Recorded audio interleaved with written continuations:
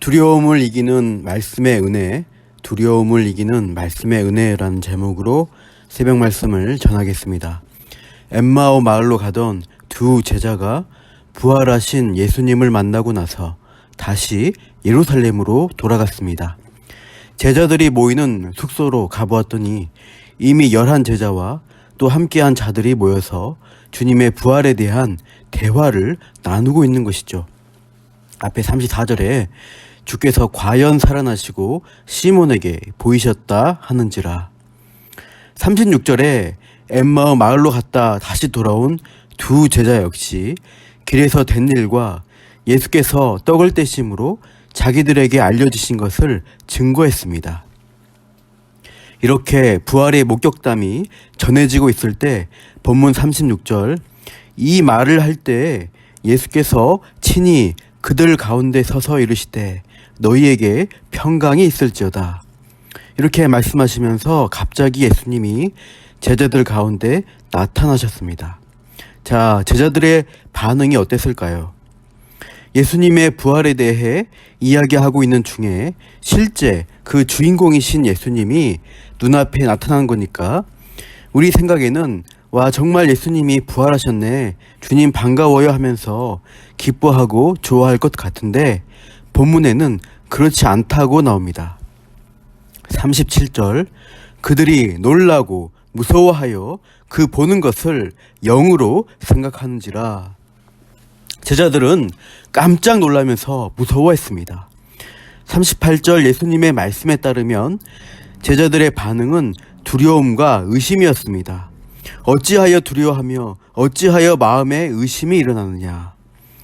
제자들은 부활하신 예수님을 보고 믿음과 확신으로 반응하기보다 먼저는 무서워하고 두려워하며 의심까지 했습니다. 물론 사람 마음이 그럴 수 있습니다. 제가 어제 저녁에 집에 들어가는데 불이 꺼져 있어서 가족들이 다 빨리 자나보다 생각했습니다. 그런데 딸이 숨어 있다가 갑자기 나와서 저를 놀래키는 겁니다. 정말 깜짝 놀랐습니다. 이렇게 예상치 못하게 갑자기 짠 나타나면 놀랄 수 있겠지요. 요한복음에 보면 제자들이 문을 닫고 있었다고 합니다.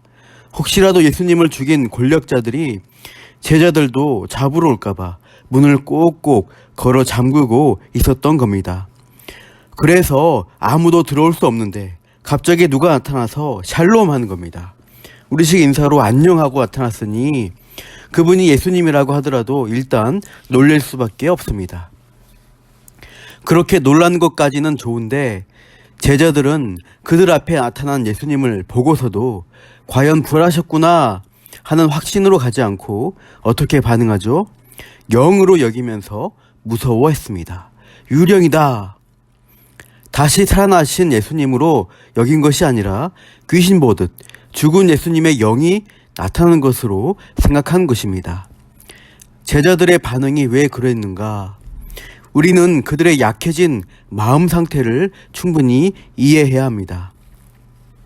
제자들은 최근 예수님이 돌아가시는 사건을 겪으면서 충격과 공포에 빠졌습니다. 또한 좌절과 슬픔 가운데 젖어 있었습니다. 그런 상황과 힘든 심리 가운데서 제자들은 믿음과 확신이 많이 약화되어 있었던 겁니다.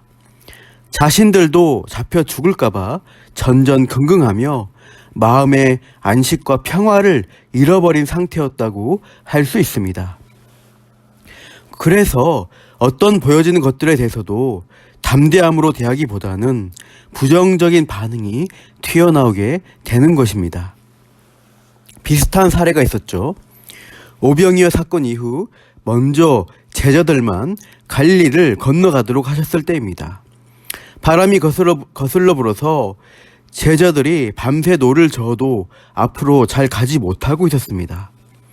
그때 예수님이 그들이 힘겹게 노 젓는 것을 보시고 바다 위로 걸어서 찾아가십니다. 어두운 밤 밤새 풍랑과 싸우다 지치고 이러다가 침몰에 죽지는 않겠나 두려운 마음도 생겼겠죠.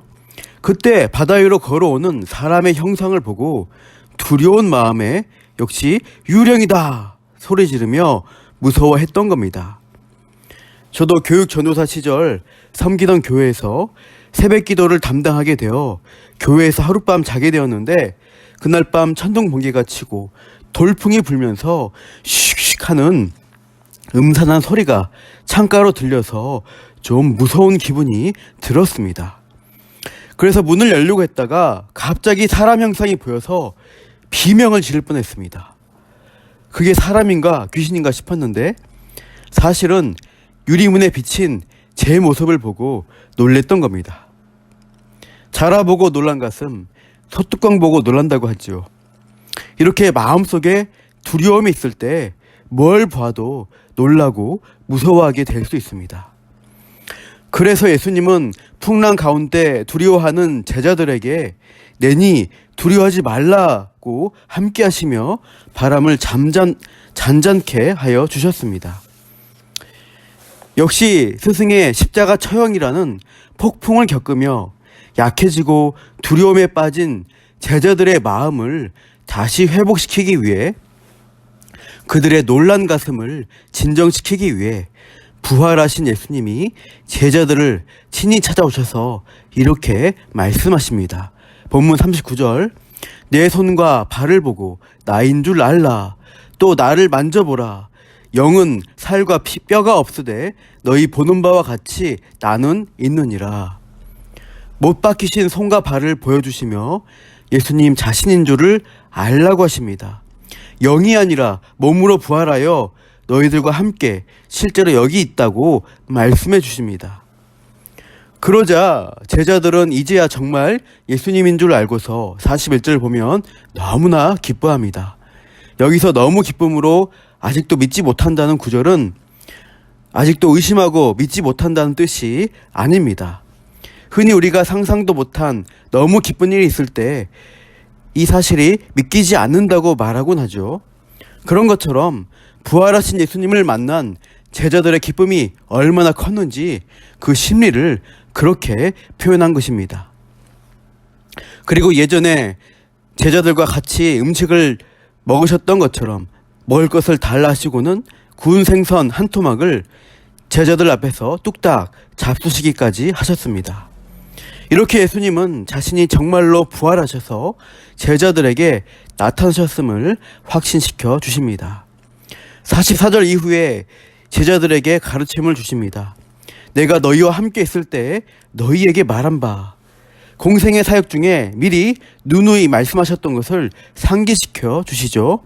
곧 모세의 율법과 선지자의 글과 시편에 나를 가리켜 기록된 모든 것이 이루어져야 하리라. 모세오경, 여호수아 이후의 역사서와 욥기 시편 등 시가서를 가리킵니다. 즉 구약 성경이 누구를 예언하느냐?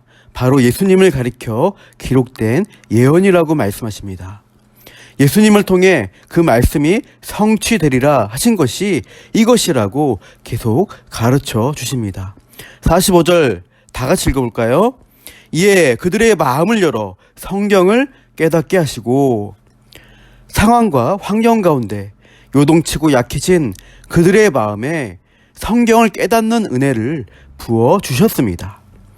그리스도가 고난을 받고 죽었으나 제3일에 죽은 자 가운데서 살아나는 일이 다 성경의 약속대로 이루어져야 할 일이었다는 사실을 밝히십니다. 이렇게 제자들이 성경 말씀에 대한 깨달음과 확신이 있었다면 그런 폭풍 같은 사건들을 겪으면서도 심한 두려움과 낙심에 빠지지 않았겠지요. 사랑하는 성도 여러분, 우리도 인생의 폭풍을 겪을 때, 극심한 위기를 통과할 때 요동치는 마음, 불안감, 스트레스를 어떻게 다스릴 수 있을까요? 성경에 기록된 하나님의 말씀을 붙들고 그 약속대로 반드시 이루어진다는 사실을 깨닫는 은혜가 우리 심령에 늘 있을 때 그런 것들을 이겨나갈 힘과 능력이 생기는 법입니다. 말씀대로 이루시고 함께 해주시는 부활의 예수님을 만날 때 우리 마음이 예수님의 인사말처럼 평강을 얻을 수가 있을 것입니다. 그렇게 말씀 속에서 새 힘을 얻어 하루하루 살아가시기를 바랍니다. 이어서 예수님은 제자들을 통해 앞으로 이루어질 약속에 대해서도 말씀하십니다.